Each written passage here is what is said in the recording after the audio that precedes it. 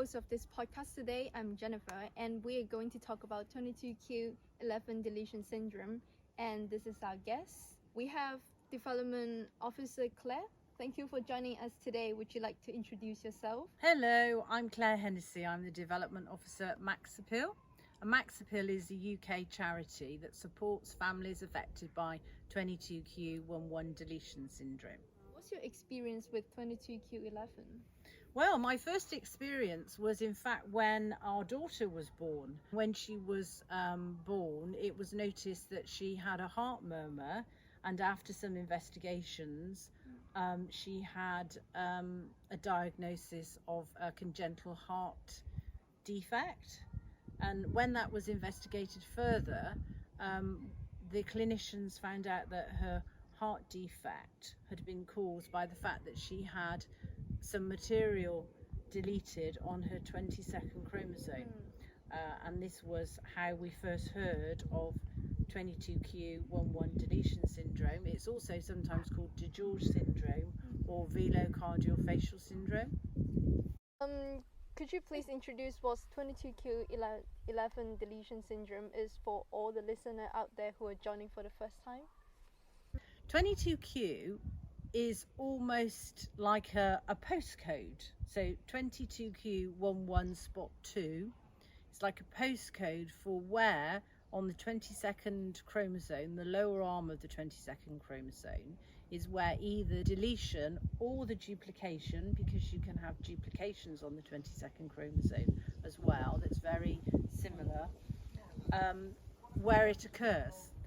And you can have a small deletion or a large deletion of the genetic material. It can affect a child in so many different ways. As you can see from this poster, can affect a whole range of different issues and parts of the body. In fact, it affects almost every body system. So far, the research that has been done has identified more than 180 different issues that can be associated to 22q11. However, it's not likely that one child will have all those issues, but there is often a common profile that is followed. Some of the main things can be things like a congenital heart defect when the child is born, poor calcium or poor immune systems at birth. Often then you can go on and have feeding issues and palate issues, so that affects speech development. And when the child is going to school, then sometimes, quite often, learning issues are noticed, and sometimes behaviour issues as well. Things like kidneys can be affected, hearing, and a whole range of other things as well. And these often tend to be different things at different ages. So you often see things developing as a child gets older, into teenage years, a lot of anxiety and mental health issues. Things like scoliosis can be a problem. And then in adulthood, when you're dealing with all of these things, as well as the learning difficulties, things are more prominent in adulthood as well. And some research has indicated that there can be early onset of a number of other issues, one of them being Parkinson's. How do you know if you have it or not? Can you test it before giving birth or after giving birth? Most children are diagnosed after they're born. In some cases, the condition may be picked up before the baby is born through things like scans, where maybe a heart condition is identified, and then the mother goes on and has further tests, and it may be identifies that the baby has this condition. That's a good thing, because then the birth can be planned, and things can be put in place to safeguard both the mother and the baby. But what you can't really tell is how serious some of the issues might be before the baby is born. How is it best to manage the condition? Well, it's really important that the condition is diagnosed, and we have lots of cases where early diagnosis is not made. At least if you know that that you have a diagnosis, it can be managed. There's a lot of information now available about the condition, and there's more and more research that's being done that helps us understand the best things to do to make sure the child is able to obtain the best outcomes. So early diagnosis is key to ensure that the best outcomes can be obtained as the child grows and develops. Now we're moving on to talk about Max Appeal. What support does Max Appeal provide? Max Appeal is here as a knowledge centre for 22q deletion syndrome.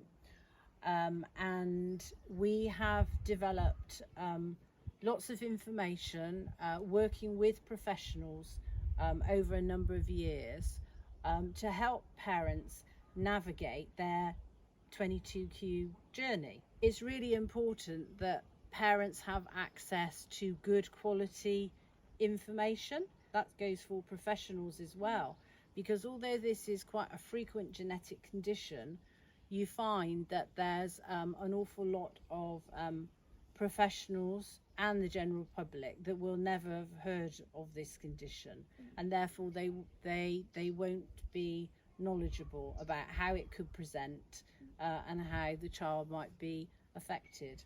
So information is key, and we have a very comprehensive document called the Consensus Document for 22q Deletion that's been written by 50 or 60 professionals that covers a whole range of different issues that's common in the condition.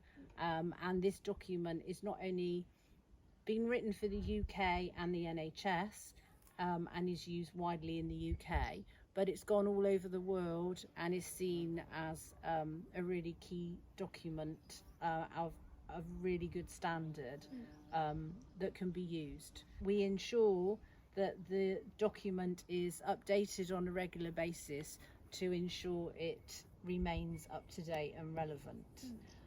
As well as providing information, we like to bring our families together. Families join Max Appeal for support.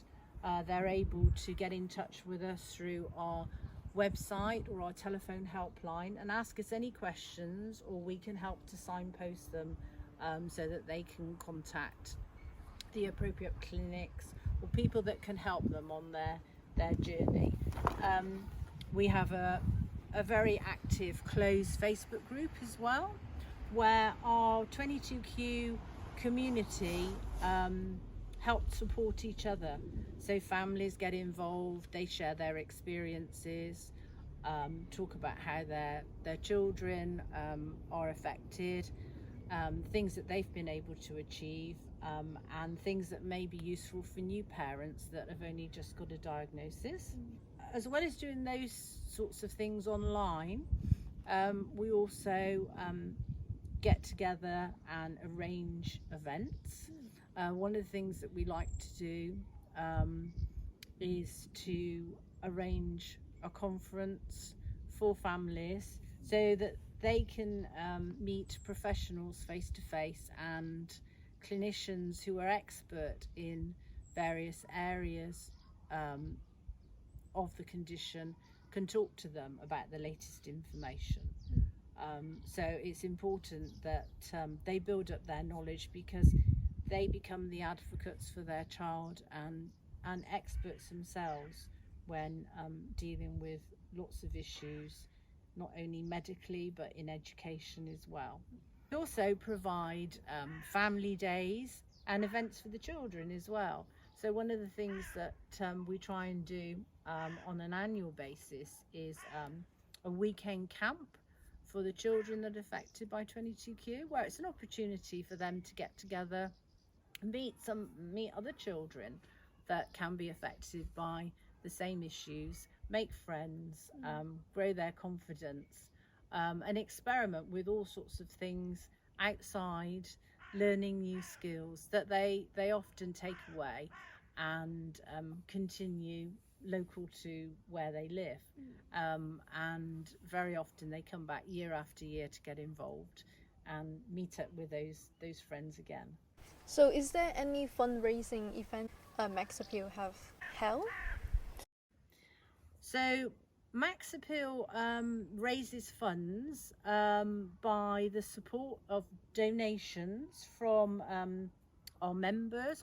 There's no charge for being a member of Max Appeal, but often when families find that they have a child that's affected by 22q, they want to do something to help so that Max Appeal can grow and provide the support to others. So they do all sorts of wonderful things like running marathons or jumping out of aeroplanes or going on long walks, holding tea parties, anything that it can think of that will raise some funds. That might be quizzes, all sorts of things. And that's really important to us because that's where the majority of our funding comes from. We also access some funding through grants and foundations, trusts and foundations, and we tell them about the stories of our members and how 22q affects their lives, and they very often support our work and help us with some of the projects that we are working on. What can individuals do to raise awareness or donation? Well, in terms of awareness, 22q deletion syndrome is still a genetic condition that the general public have probably never heard of. I know there's lots of genetic conditions out there, but it is really important for us to try and get a higher level of awareness amongst the general population. So any opportunity really that people have to talk about this and to share their experiences with everybody would really help.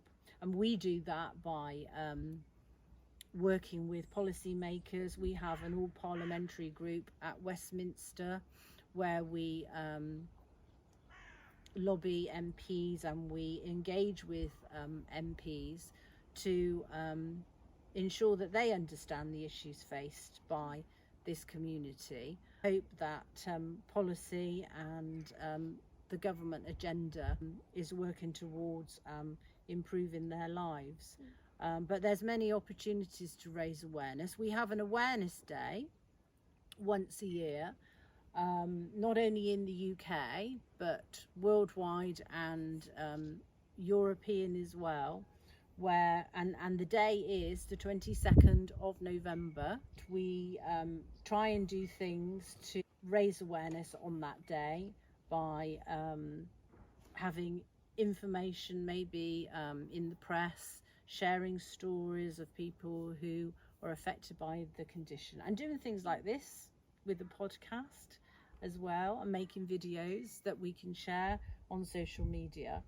And one of the things that we do with our European partners, who are other associations in Europe, is that we're trying to get as many municipal buildings lit up in red.